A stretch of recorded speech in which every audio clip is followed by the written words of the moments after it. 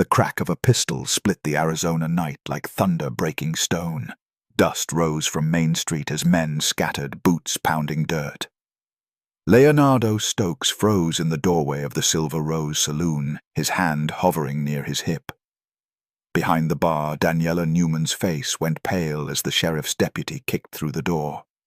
"Town's full up," the deputy growled, waving his revolver. "Storm's coming in hard.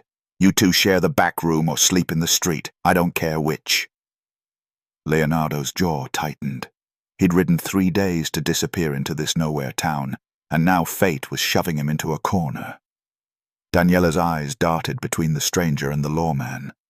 Her saloon was hanging by a thread, her husband 6 months in the ground, and the last thing she needed was trouble. "One night," she said, her voice steady despite the fear. "But he sleeps on the floor." The deputy holstered his weapon and spat tobacco juice onto her clean floor. "Settled then. Storm hits in an hour. Board up tight." As the door slammed shut, Leonardo and Daniela stood in heavy silence. Thunder rumbled in the distance. She studied the stranger's weathered face, the way his eyes constantly checked the windows. If you've ever been backed into a corner with nowhere to run, then you know why staying with this story matters. Hit subscribe so we can keep bringing you tales that strike at the heart. And let us know in the comments, where in the world are you watching from tonight? But neither of them knew the real danger wasn't the storm outside. It was already standing in the room with them. Leonardo dropped his saddlebag on the worn floorboards of the small back room. 2 narrow cots, 1 lantern, walls that had seen better decades. Daniela moved to light the lamp, her hands trembling just enough to notice. "You running from something?" she asked, not looking at him. "Aren't we all?" Leonardo pulled off his hat, revealing sun-scorched hair and a scar that ran from temple to jaw. She turned then, eyes sharp despite the exhaustion written across her face. "I'm running from debt and gossip. You're running from lead." He couldn't help the bitter smile. Smart woman.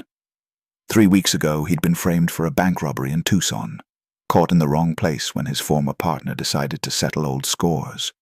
The bounty on his head was $500, dead or alive. The poster read, "They always preferred dead."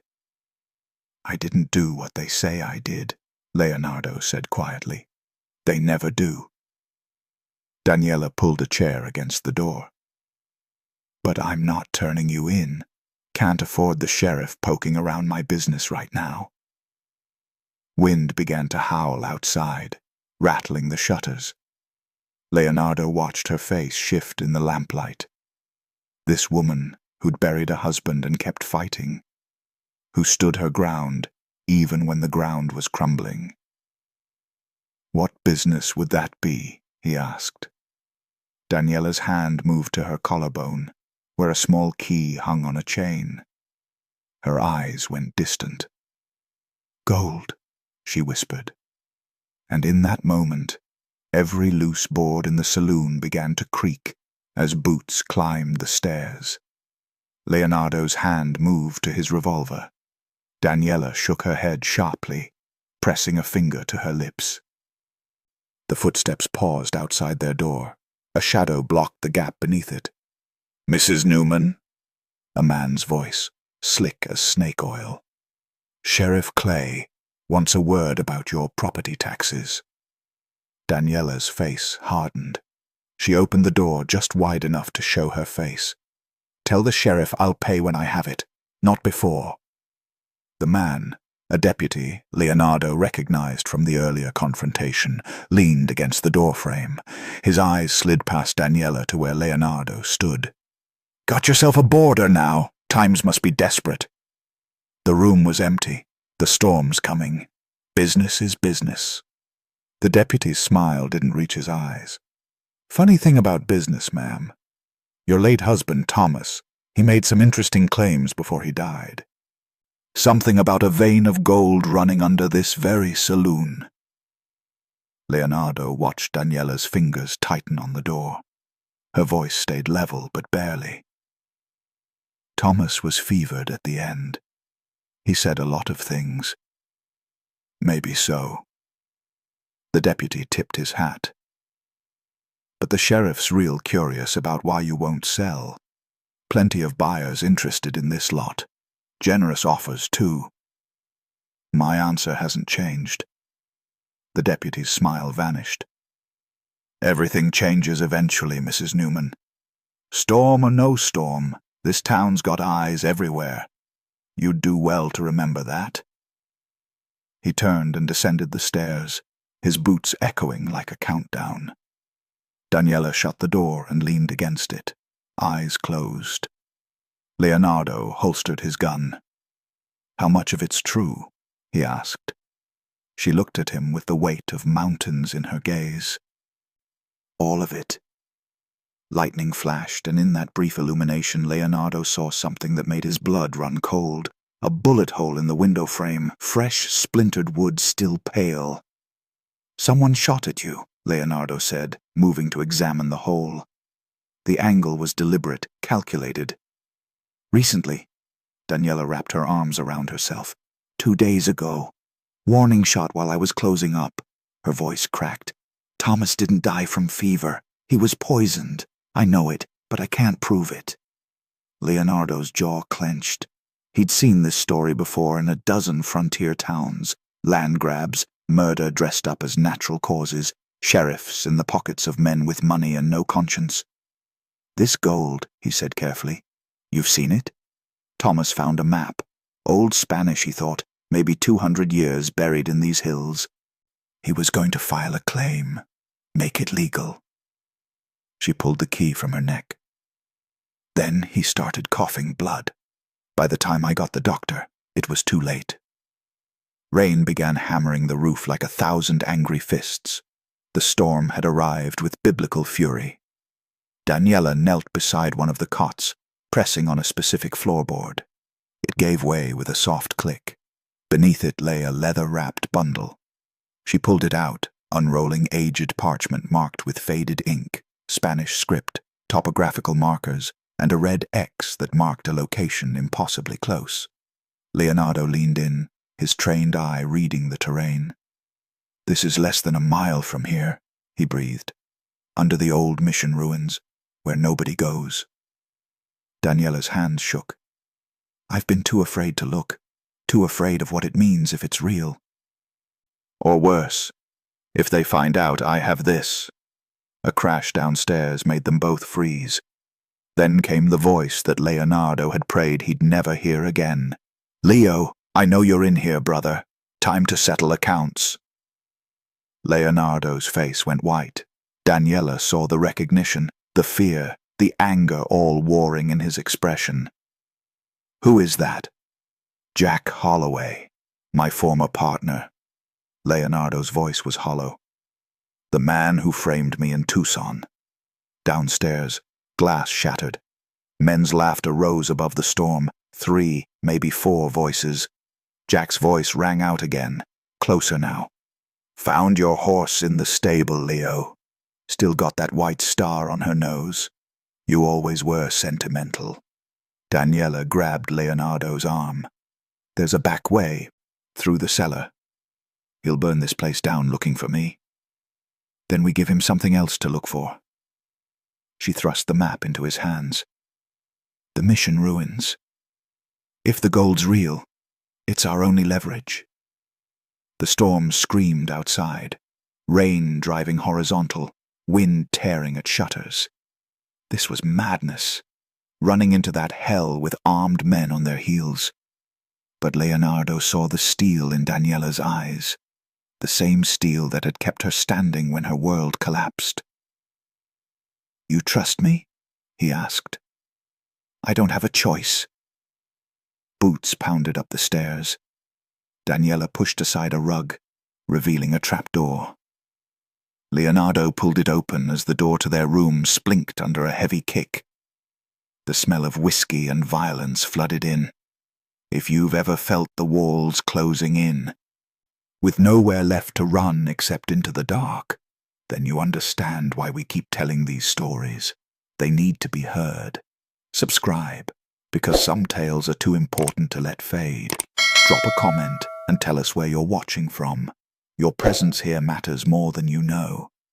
They dropped into darkness as Jack Holloway stepped into the empty room and found the map missing.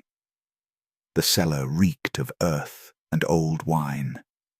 Leonardo and Daniela moved through blackness, hands on damp stone walls.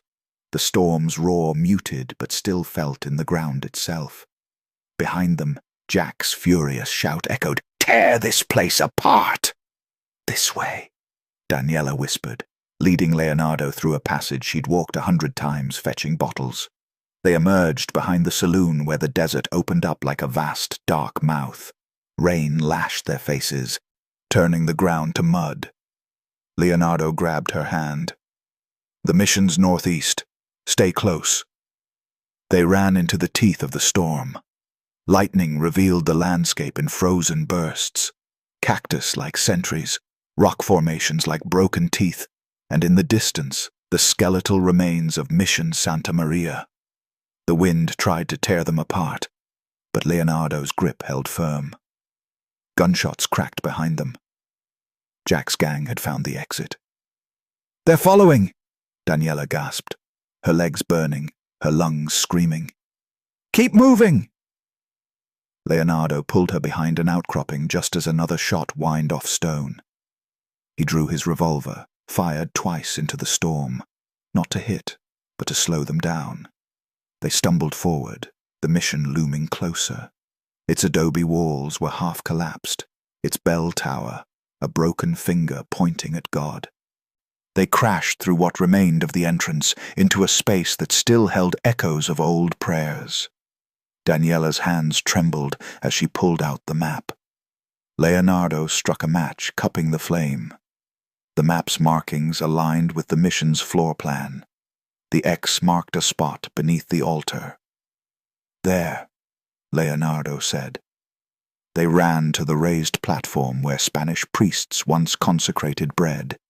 Leonardo dropped to his knees, pushing aside debris. His fingers found a seam in the stone. Then the match went out, and in the darkness, they heard Jack's voice. "Found you." Leonardo spun, his revolver rising, but Jack was faster. 3 men flanked him in the doorway, guns drawn, faces ghoulish in the lightning's flash. Jack Holloway stepped forward, grinning through his beard. 4 years, Leo. 4 years you've been a thorn in my side." He cocked his pistol. "Should have let you hang in Tucson, but I wanted to see your face when I took everything." "This isn't about me," Leonardo said, his voice steady, despite the gun barrel pointing at his heart. "It's about the gold." Jack's eyes shifted to Daniela. "The widow Newman. Heard you were sitting on something valuable. Didn't believe it until I saw Leo running straight to you." He held out his hand. "The map. Now." Daniela stood, clutching the leather bundle. "This is my husband's legacy." "Your husband was a drunk who got lucky." Jack's smile turned cruel. "But luck runs out, just like his did. Strychnine in his whiskey. Went down smooth." Daniela's face crumpled with the confirmation she'd already known. Leonardo felt her pain like a knife. "You killed him for a map you couldn't even read?" Leonardo said. "Didn't have to. Sheriff Clay's been keeping me informed." Jack's revelation landed like thunder. The law itself was corrupt. "Now, the map." Leonardo's mind raced. 4 armed men, 1 shot. Daniela unarmed. The storm raging. Odds worse than Tucson. Then Daniela did something that shocked them all. She threw the map at Jack's feet and turned to the altar. "If you want gold, take it." She dropped into the opening Leonardo had found, vanishing into darkness. Jack's men rushed forward. Leonardo fired, diving after Daniela. They fell into the earth as bullets chewed stone above. They hit water, cold, swift-moving, waist-deep, an underground river, carved from limestone by centuries of flow. Daniela gasped, flailing, and Leonardo caught her, pulling her to a rocky edge. The current tugged at their legs, hungry. Above, Jack's voice echoed down. "There's a river! They went into the river!" "Let them drown," one of his men said. "Not until I see bodies! Move!" Leonardo and Daniela pushed forward, following the river's flow through a tunnel barely wide enough for shoulders. His match tin was soaked, useless. They moved by touch through absolute darkness, the water's roar guiding them forward.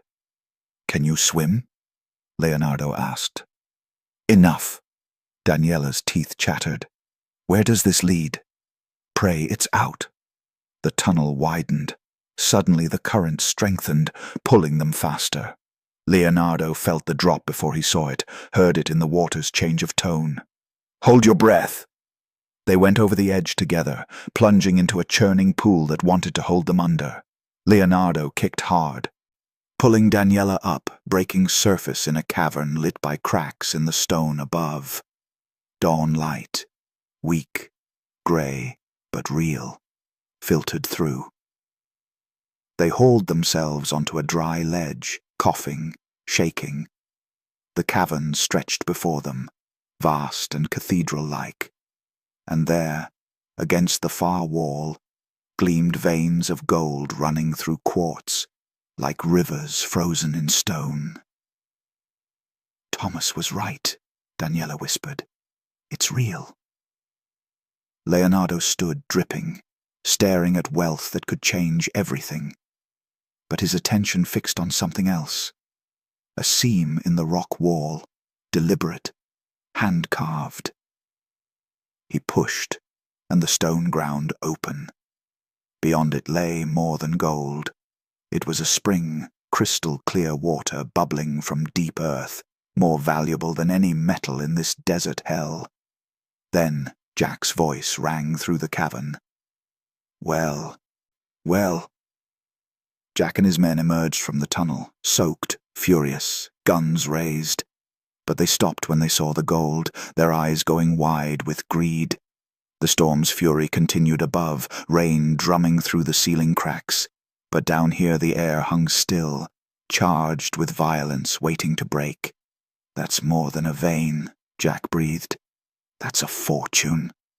Leonardo stepped between the gang and Daniela, his revolver steady despite the water dripping from his clothes. "You'll have to go through me. That can be arranged." Jack raised his pistol, and his 3 men followed suit, 4 guns to 1. Mathematics that didn't lie. But Daniela didn't move back. She stepped forward, her voice cutting through the cavern like a blade. "You'll die of thirst before you mine an ounce." Jack laughed. "This is a river cavern, darling. Water everywhere." "That water's poisoned with arsenic runoff." She pointed to the walls. "See those white stains? My husband was a surveyor. He taught me to read rock. Drink that river and you'll die screaming." She gestured to the spring behind them. "This is the only clean water for 20 miles. The Spanish built the mission above it for a reason." The revelation hung in the air. Jack's men shifted nervously. One lowered his gun slightly. "She's bluffing," Jack said, but his voice had lost its certainty. "Test it," Daniela challenged. "Drink deep." Leonardo understood then. Daniela wasn't just fighting for gold. She was fighting for the thing that could save her town, bring life back to Aspen Hollow's dying streets. The water was the real treasure. Jack's finger tightened on the trigger. "Doesn't matter. Dead people don't need water." Above them, a sound like the world cracking open, and tons of storm-weakened rock began to fall. The cavern ceiling collapsed in sections, rain and stone plunging down. Jack's men scattered, shouting, diving for cover. One disappeared under a boulder, his scream cut short. Another ran for the tunnel. Jack himself stumbled back, firing wild, his bullet sparking off stone near Leonardo's head. Leonardo grabbed Daniela and pulled her toward the spring opening as the world came apart. Water surged through new cracks, mixing with the river, creating a maelstrom. The gold veins vanished under cascading debris. They pushed through the spring's passage, Leonardo's shoulder slamming stone to widen the gap. Behind them, Jack's voice rose in fury and fear, then was drowned by rushing water. The mountain was taking back what men tried to steal. The passage led upward, steep and narrow. They climbed, hands bloody, lungs burning, toward a circle of grey dawn light. They burst out onto the desert floor, just as the cavern system collapsed entirely, the ground shaking, the mission's bell tower finally falling with a sound like God's judgment. Silence followed. Rain had stopped. The storm had passed. Leonardo and Daniela lay in the mud, breathing, alive, changed. When they finally stood, they saw the spring water bubbling up from new cracks, forming a clean stream that would flow toward Aspen Hollow, life running through desert. "The gold's gone," Daniela said quietly. "No, you just found something better." Leonardo looked at her, this woman who'd lost everything and refused to break. "Water rights will make you wealthy, more than gold ever could." She met his eyes and something passed between them, the recognition of two people who'd survived the same darkness and chosen light. "What will you do now?" "Help you stake your claim. Then—" He paused. "Maybe stay, if you'll have a wanted man." Daniela smiled, exhausted, hopeful. "You're not wanted anymore. Jack was the only witness, and he's buried under half a mountain." She extended her hand. "Welcome